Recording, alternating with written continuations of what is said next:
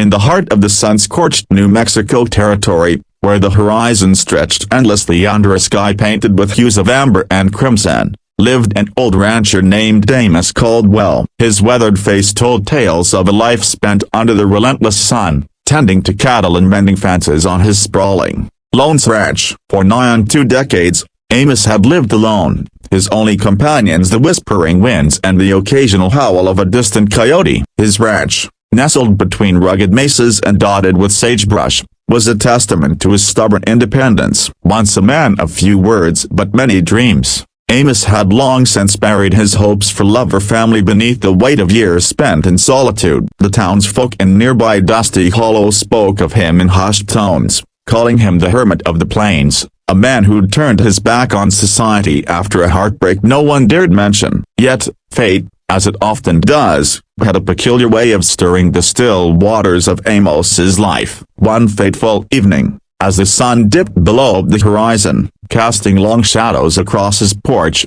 7 figures emerged from the twilight, their silhouettes graceful against the fading light. They were Apache women, each adorned in traditional garments that shimmered with beadwork, their eyes carrying a quiet strength. They approached Amos's humble adobe home, their steps purposeful yet hesitant, as if drawn by some unseen force. The leader, a woman named Nellie, whose dark hair cascaded like a raven's wing, stepped forward and spoke in a voice both firm and melodic. She explained that their band, displaced by encroaching settlers and dwindling resources, sought refuge in a new beginning. They had heard of Amos, the solitary rancher who lived in harmony with the land, and in their desperation, they saw a chance for alliance. Nellie's words carried a weight Amos hadn't felt in years as she and her 6 sisters, bound by blood and circumstance, sought not just shelter but a bond that would tie their futures together. They proposed marriage, not out of love, but out of survival,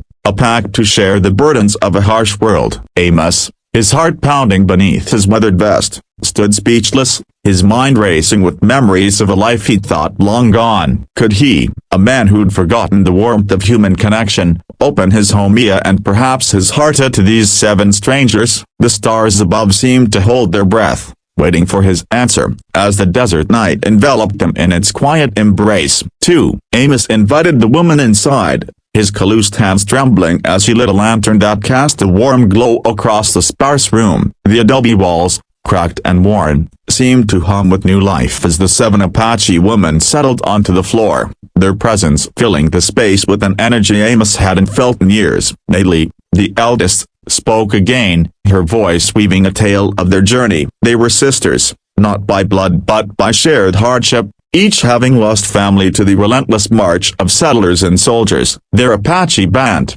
once thriving in the mountains, had been scattered, leaving them to wander the plains in search of a home. They had heard of Amos from a traveling trader who spoke of a rancher who lived in peace with the land, a man who asked for nothing but gave what he could. The sisters, ranging in age from their early 20s to their late 30s, had debated long into the night before deciding to seek him out. Their proposal was unconventional, rooted in Apache traditions of communal bonds rather than romantic love, yet it carried a sincerity that struck Amos deeply. Each sister introduced herself: Anna, the healer with gentle hands; Kina, the storyteller whose laughter lit the room; Tala, the hunter with the hawk's keen eye; Chinoa, the weaver whose fingers danced with thread; Diani, the dreamer who read the stars; Halona, the gardener who coaxed life from barren soil; and Nellie, the leader who bore the weight of their hopes. Amos listened, his gray eyes softening as their stories unfolded. He saw in them not just desperation but resilience,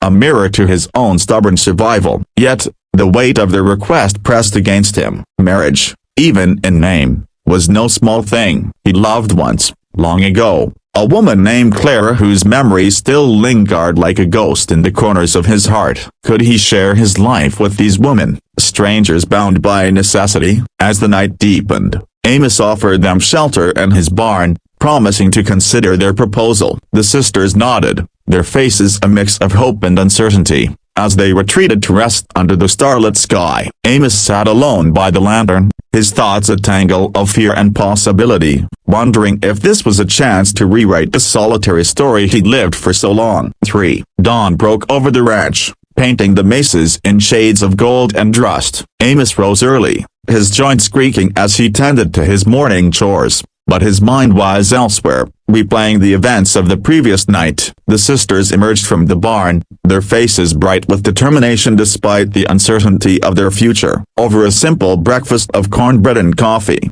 Amos asked questions, seeking to understand their lives and their intentions. Natalie explained that their proposal was not a whim but a carefully considered act. In their culture, alliances were often forged through shared responsibilities, and they saw in Amos a man who could offer stability in exchange for their skills and companionship. Anna spoke of her knowledge of herbs, offering to tend to Amos's ailments, while Tala described her ability to hunt, ensuring the ranch would never go hungry. Kiana shared stories of their people, her words painting vivid pictures of a world Amos had never known. Each sister brought something unique, a piece of a puzzle that could transform the ranch into something more than a solitary outpost. Amos, though wary, felt the spark of curiosity. He'd lived alone for so long that the idea of a bustling home filled with voices and purpose was both daunting and alluring. Yet, doubts gnawed at him. What would the townsfolk say? Dusty Hollow was a small,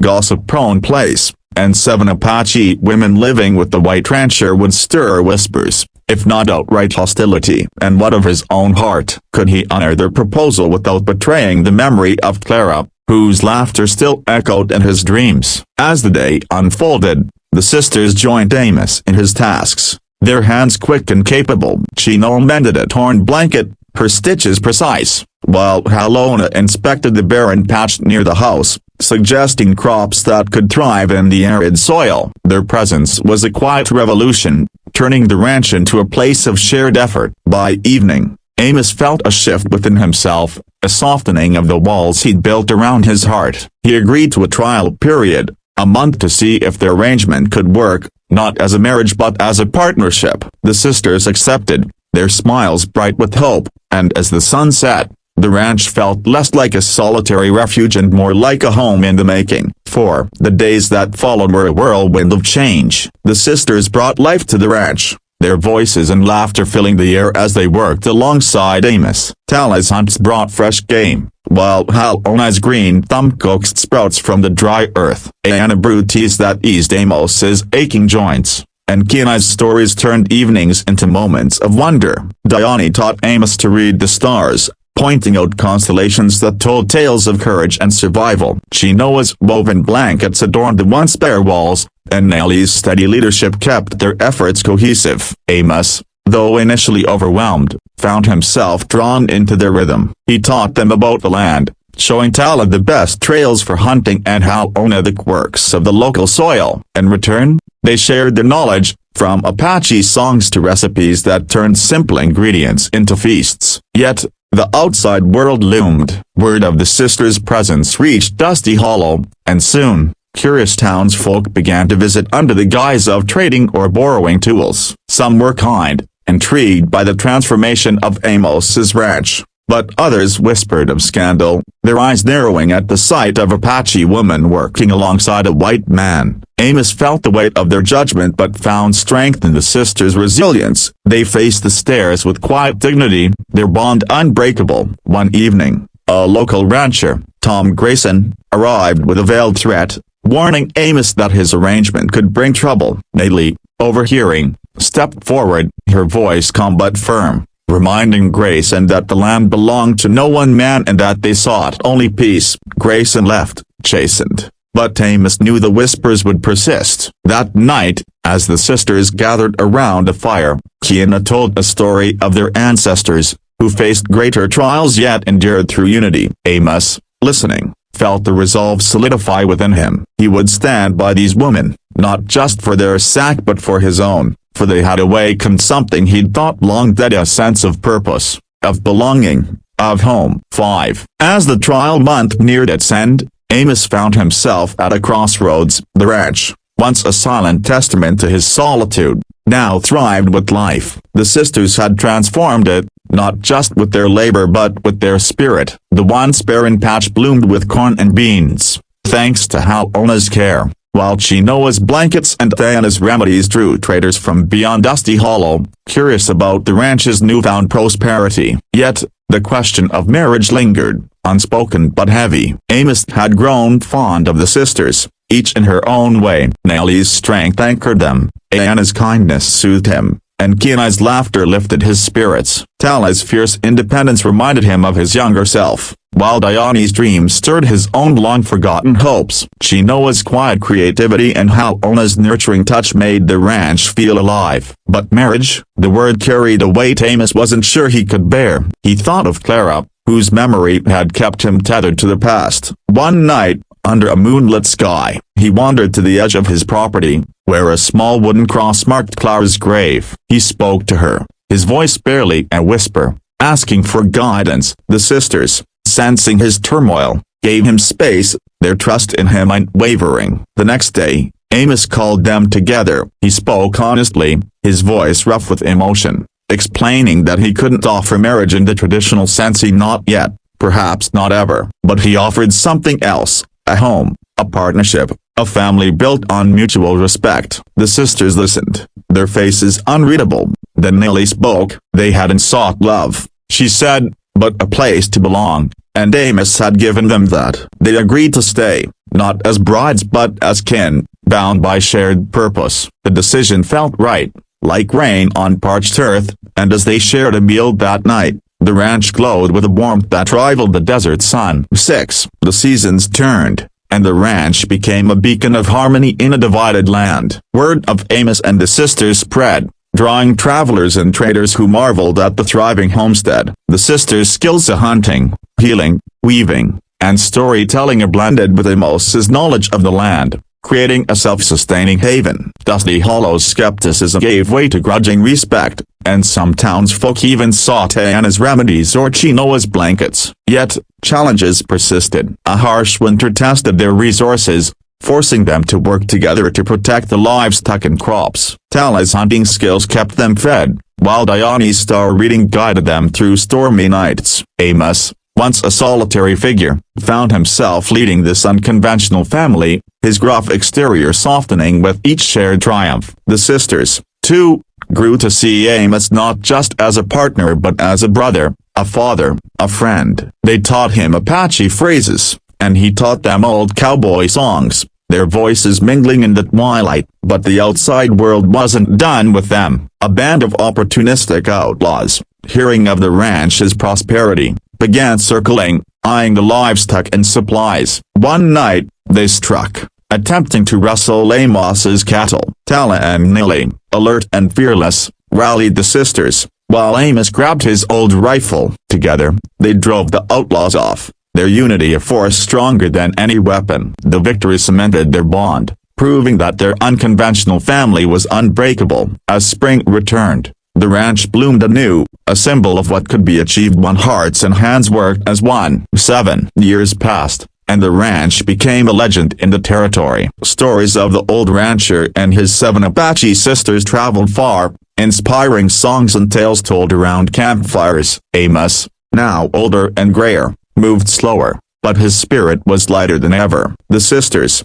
too, had aged, their faces lined with laughter and wisdom. Nellie remained their anchor, her leadership unwavering, while Diana's healing touch saved lives far beyond the ranch. Kenai's stories were now written down, preserved for generations, and Tala's hunts still fed the growing community that had sprung up around them. Chinoa's weavings adorned homes across the territory, and Halona's gardens fed both body and soul. Diana, ever the dreamer, spoke of a future where their story would inspire others to bridge divides. The ranch was no longer just Amasa, it belonged to all of them, a testament to their shared vision. The townsfolk of Dusty Hollow, once wary, now saw the ranch as a cornerstone of the community, a place where differences were celebrated. Amos, reflecting on his life, realized he'd found what he'd never dared hope for, a family, not bound by blood or marriage but by choice and love. On quiet evenings, he'd sit with the sisters, watching the sunset paint the mesas, their laughter a melody that drowned out the ghosts of his past. Clara's memory remained, but it no longer weighed him down. It was a gentle reminder of love's enduring power. The ranch, once a solitary refuge, was now a home, its walls echoing with the voices of 7 women who had changed everything. 8. One spring morning, as wildflowers bloomed across the plains, a young traveler arrived at the ranch, seeking the truth behind the legends. He found Amos, now in his twilight years, sitting on a porch, surrounded by the sisters, their faces radiant with the joy of a life well lived. The traveler listened as they shared their story, not of brides or marriage, but of a bond forged in hardship and hope. They spoke of survival, of learning from one another, of building a home where none had existed. The traveler, moved by their tale, asked Amos why he'd taken such a risk all those years ago. Amos, his eyes crinkling with a smile,